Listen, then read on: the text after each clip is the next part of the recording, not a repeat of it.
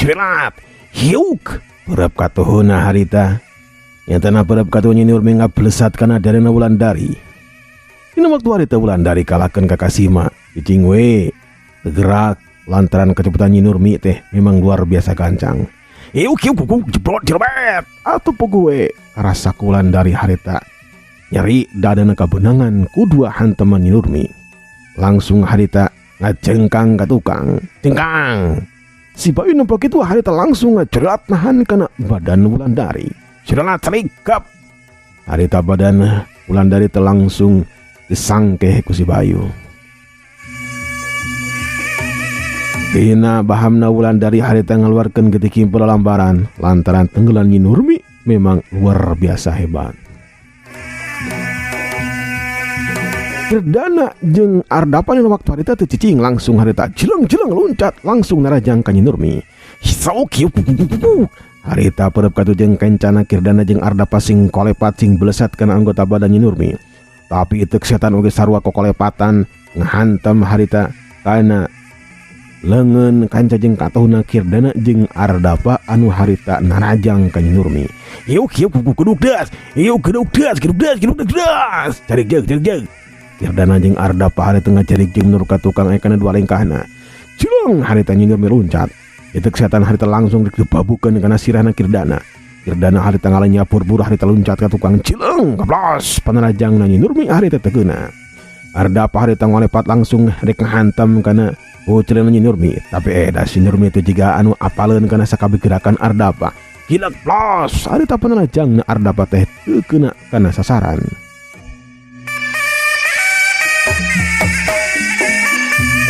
Cilang Nurmi harita loncat nama sukuna harita ngajari bebengan ngahantam kana bangetna Ardapa harita kasima ade bae. Untung Kirdana harita loncat cilang kalayang. Harita dua suku teh bantrok di Jumantara. Sauk hiuk geduk das cengkang juralit duarena harita ngacengkang saterus maju balikeun badanna di Jumantara. Aya kena tilu cumpalik menikeun ka muter juralit cerik dua anana harita pancun nangtung dina taneuh. Kirdana jeung si Nurmi harita ngatur napasna lantaran gerakan anu bieu dilakukeun teh memang mangrupakeun gerakan anu hebat. Jawara anu biasa mah geus moal bisa ngagunakeun ilmu samedal kitu. Ieu mah ngan syukur bisa dilakukeun ku jawara anu pinunjul.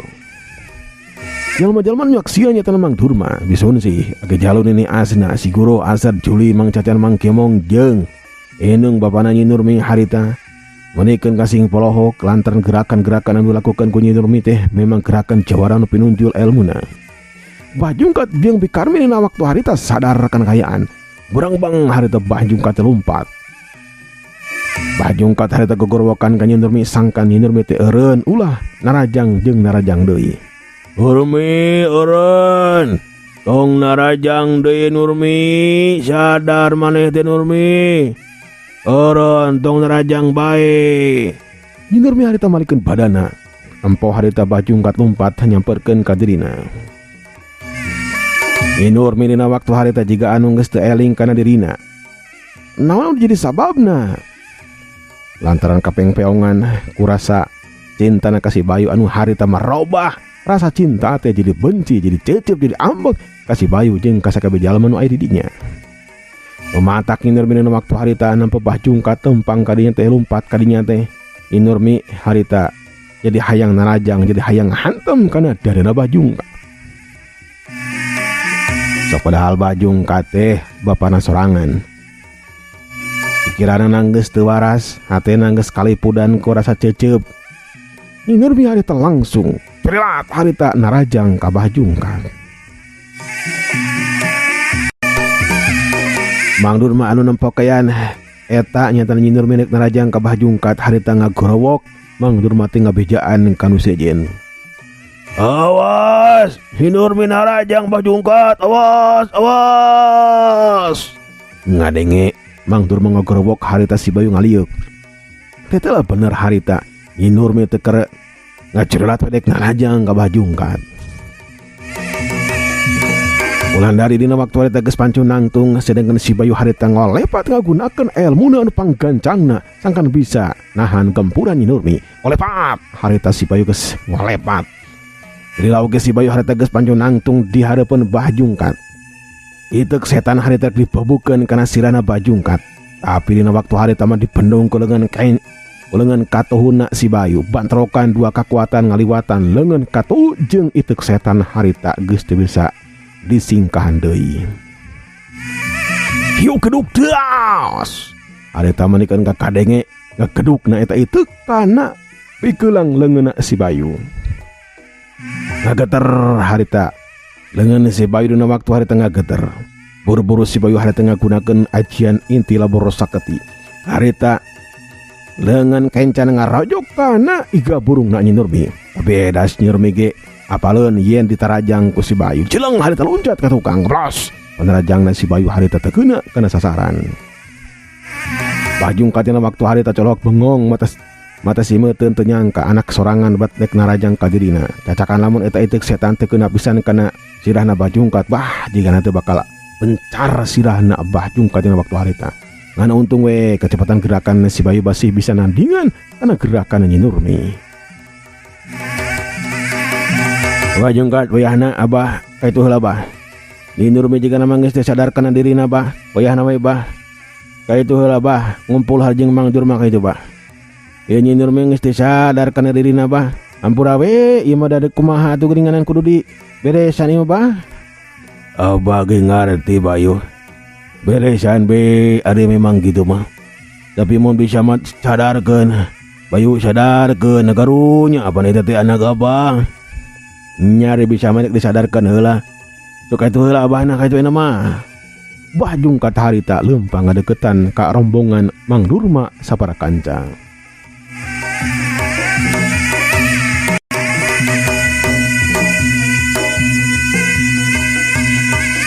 Cerilap harita Nyi Nurmi narajang ka si Bayu. Itu setan harita sing kolepat harita. Si Bayu dina waktu harita ngapendung di bae. Kulengan katu jeung kencana hiu keduk deas, hiu keduk deas, keduk deas, keduk deas. Karena sadeku si Bayu eta itu setan teh nu ngahantem kana leungeun kenca jeung katuhna harita leungeun kenca jeung katuhna teh jadi keper ngageter. Lantaran eta itu setan teh kekuatan memang rosa.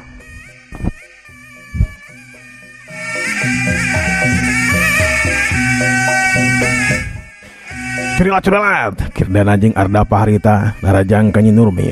Nyi Nurmi harita dihurup ku tiluan niatana ku kirdana Ardapa jeung si Bayu. Sawuk hiu kilak los hiu kitu setan hata ngaplesurna tog harita kana dadana kirdana harita ngalanya buru harita luncat ngajumpalikeun badanna jumantara cileung kalayang curalit talik harita geus aya di tukang Nyi Nurmi. Cileung kalayang Ardapa harita luncat ngejek harita kana dada Nyi Nurmi. Tapi edas samemeh eta suku Ardapa teh keuna kana dada Nyi Nurmi. Harita eta setan ngablesatkeun pisan kana bitisna Ardapa. Hiu cobet atuh gerowok Ardapa harita nggerowok. Waduh. Jumpalik curalit kidebut Ardapa harita mebeut kana taneuh. Nyi Nurmi harita narajang maksudna mah harita dek ngagedor atawa dek ngahantam kana sirahna Ardapa ngagunakeun eta setan. Tapi si Bayu harita teu bijen kasempetan manehna oge harita ngagunakeun elmuna nyatana ilmu anu bisa ngahadirkeun kana camparing jeung panah. Dina leungeun kenca si Bayu ngadadak harita aya camparing. Dina leungeun katuna harita aya panah langsung harita disimpenna camparing pelesat harita ngablesat kana naon kana itu setan anu harita dibabukeun kana sirah Ardapa. Sawuk hiu keduk deas harita kena pisan eta panah teh kana itu setan koleweng. Eta itu setan teh ngoleweng harita. Nyi Nurmi harita langsung ngaliuk tetela si Bayu harita keur mentangkeun camparing hebatna camparing saktina. Jadi laoge harita blesat harita aya 3 camparing ngablesat kana badan Nyi Nurmi. Nyi Nurmi harita nakesan geuteuk setan hiu blentrang cang. Eta panah teh ngacelengting ka mana. Lumangsung natarung memang luar biasa. Sakabeh jalma nu hadir di dinya harita menikeun kamolohok lantaran kacida hebatna ilmu si Bayu jeung elmuna Nyi Nurmi. Kirdana harita buru-buru nyamperkeun ka Ardapa saterusna nulungan ka Ardapa. Ardapa harita dibawa ka sisi ka pakalangan ngajauhan pakalangan bisi teh mah kabarang di ku panarajangna Nyi Nurmi. Sukuna harita belah katuhan kabenangan ku itek setan langsung diobaran ku Kirdana. Sedangkan Wulandari dina waktu harita manehna lagi harita langsung luncat ngolepat tinggalkan eta patempatan ngamaksud nama ngajauhan pakalangan taruh ngadeketan ka Iridan Mang Durma sapara kanca. Wulandari oge memang lamun teh mah ngarajang ka Nyi Nurmi etela Nyi Nurmi teh kasaktianna aya di saluhureun manehanana. Si Bayu oge geuningan buktina mah can bisa ngarubukeun Nyi Nurmi.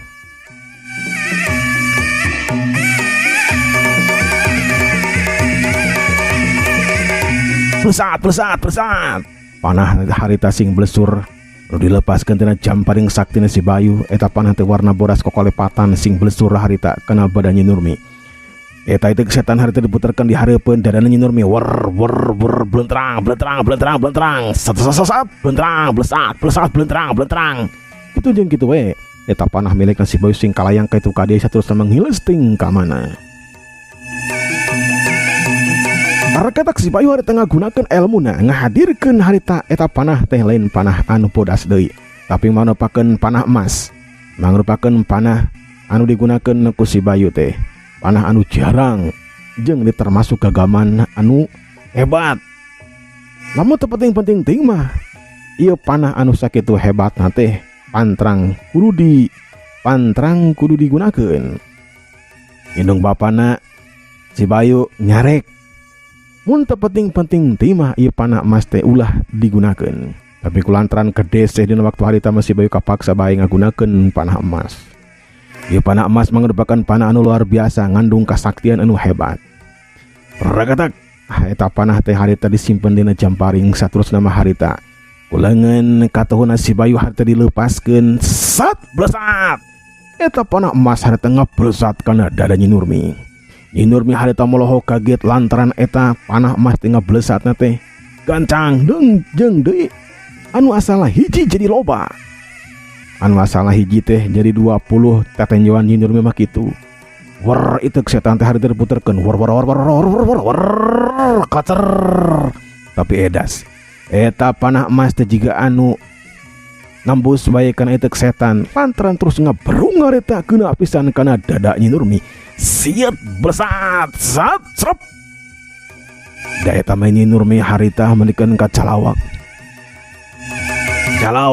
sungetna Nyi Nurmi dina waktu harita jeung di manehanna ngarada dangah lantaran kajida nyerina eta panah emas teh nembus kana jantungna Nyi Nurmi kana palabat dada belah kencana pas pisan kana jantungna. Gorowok harita ngagorowok handarwan kadenge pisan harita ku Bajungkat jeung Bikarmi. Bajungkat jeung Bikarmi harita sedek lompat tapi buru-buru harita dihalangan malahan diceklan ku Mang Duruma sapara kanca jeung Mang Cacan jeung Mang Kiomong harita dicekalan badan Bajungkat jeung Bikarmi. Daek teu daek dina waktu harita si Bayu kudu ngalakukeun tindakan samodel kitu lantaran Nyi Nurmi geus termasuk jalma jahat anu terus-terusan narajang ka dirina malahan mah dek ngabinasa ka Wulandari. Mun teh mah diantepkeun bae maka jalma sajian oge tangtu bakal dibinasa ku Nyi Nurmi. Koceak Nyi Nurmi harita kakoceakan bari jeung badanna teh muter. Ka itu kadieu harita ka belah kenca muter terus harita dadalik degan bekila teh beuki ngadeukeutan kana bibir jurang. Atuh puguh we sakabi jalma harita karageteun sok bisi teh Nyi Nurmi ragrag kana jurang. Tapi si Bayu dina waktu harita ngendalikeun panah emas teh anu nempel masih kena nempel lancer dina dadana. Sat Nyi Nurmi harita langsung eureun, langsung ngarandeg. Saterusna mah harita ku si Bayu teh dikupayan eta panah emas teh dadak sakala harita kalayang cirim Nyi Nurmi harita ujung-ujung ngalayang ngadeuketan ka si Bayu. Jalma-jalma anu dina waktu harita nyaksian watkeun ka komecrek hello ku kasaktian elmuna si Bayu. Malahan mah Wulandari oge kakara harita nyaksian elmuna si Bayu nu kacida hebatna. Bekirilah harita nyamperkeun kana badan si Bayu kana cirim si Bayu. Sat crik Nyi Nurmi harita pancu nangtung di deketan si Bayu. Dina waktu harita keanehan terjadi anu biasana nama ditambus kunaon oge dada nanti bakal getihan, tapi dina waktu harita ditambus ku panah emas teu ngawarkeun getih setik-tik acan. Eueuh getih naon tapi karasana ku Nyi Nurmi kacida nyerina. Manehanana menikeun ka bolotot renghap rancug deui. Si Bayu dina waktu harita nyekelan eta panah.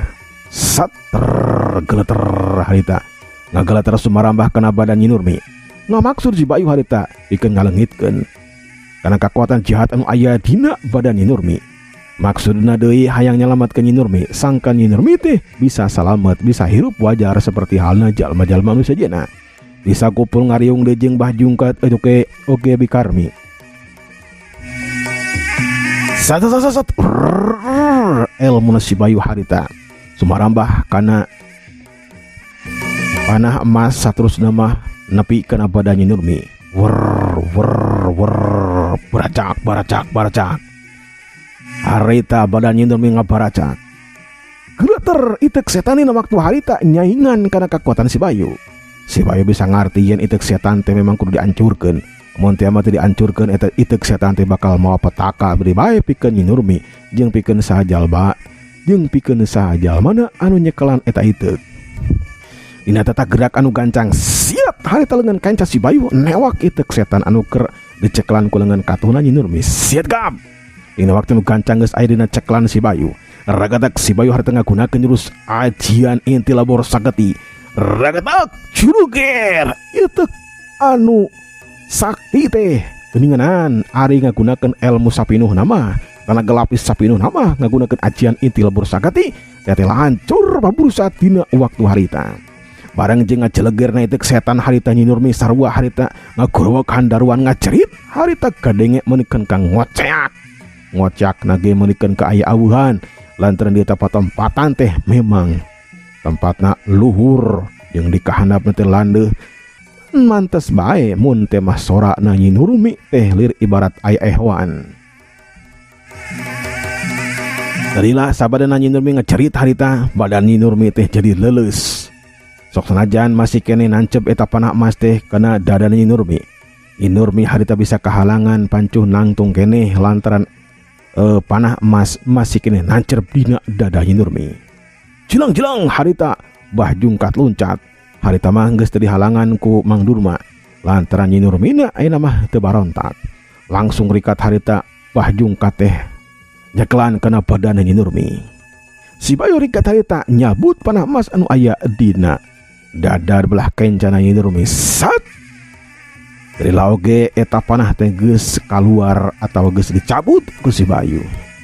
Eueuh getih satik-ketik acan nu ngecelak harita jeung di daging anu katembus ku naon ku panah emas teh harita biasa deui bae. Normal deui bae, biasa bae. Bah Jungkat harita langsung nyangkeh badan Nyi Nurmi malahan mah dipayang sagala. Berengbang deui harita Bikarmi nyamperkeun gabrug harita ngarangkul ka Nyi Nurmi. Ku Bah Jungkat harita dibedol sangkan ulang ngarangkul atuh. Engke bae lamun teh mah geus sadar geus normal deui mah wae ngarangkul. Cicing heula tuh indungna tuh ke ngarangkul pan teh can diubaran. Cicing heula urang golirkeun heula ieu di dieu ih kumaha cenah teh. Tenang heula tenang. Rob harita jalma-jalma anu aya di dieu teh langsung ngalingkung nyeun buleudan atau lingkaran anu tengah-tengah teh nyatana Bah Jungkat Bikarmi jeung Nyi Nurmi. Sedangkan harita si Bayu menyamperkeun ka Wulandari. Wulandari harita ditanya mana cenah anu masih kena nyeri, tetela dadana masih kena nyeri. Buru-buru ku si Bayu harita diubaran sangkan dadana Wulandari teh henteu nyeri teuing seperti tadi, malahan mah kahayang mah buru-buru cager. Nyi Nurmi dina waktu harita dina kayanu pingsan atawa kapeyuhan manehanana teu sadar kana dirina leuleus tatangan pangawasa. Porman Nyi Nurmi anu tadina sarem pika sediheun, sarem seperti halna nini awut-awutan bukna kaitu ka dieu ayeuna mah normal deui kagelisanana Nyi Nurmi teh geus balik deui.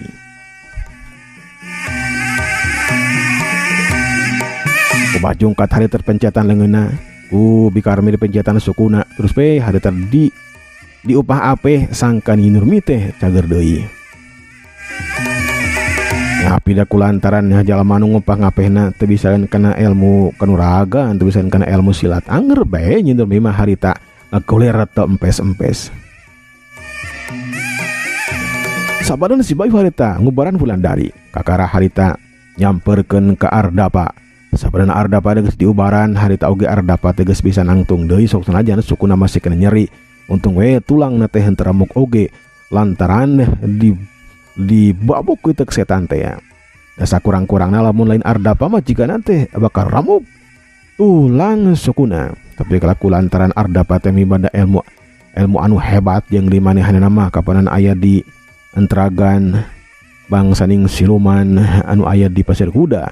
Aneh kakuatanana memang luar biasa. Reh cagerna suku belah katuhuna Ardapa. Rikat si Bayu sabada kita menyamperkeun ka Nyi Nurmi harita langsung ngagunakeun tenaga lapisna sangkan badan Nyi Nurmi teh jag waringkas deui ser harita tina dampalengan si Bayu keluar tenaga lapis sumarambah kena badan Nyi Nurmi. Allah waktu sana perantos saya para kaum dangu jeung kantun kesadayana. Wassalamualaikum warahmatullahi wabarakatuh.